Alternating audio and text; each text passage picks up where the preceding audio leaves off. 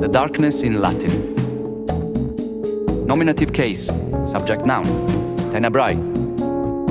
Tenebrae Lacrimant, the darkness weeps.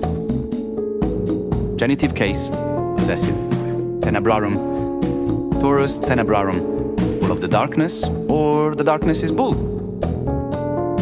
Dative case, indirect object, Tenebrīs, Mystēria Tenebrīs, Facta, Sunt. Mysteries are made for the darkness.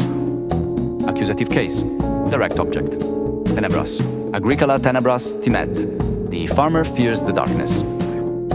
Ablative case, location or direction, Tenebrīs. Lūmen in Tenebrīs, light in the darkness. A plural-only word with no singular form, Tenebrāe Tenebrārum, belongs to the first declension. In this video, we've explored the 5 primary cases and their most common uses. Remember, some cases can convey meaning beyond what we've covered here, so keep exploring to discover the full depth of Latin grammar.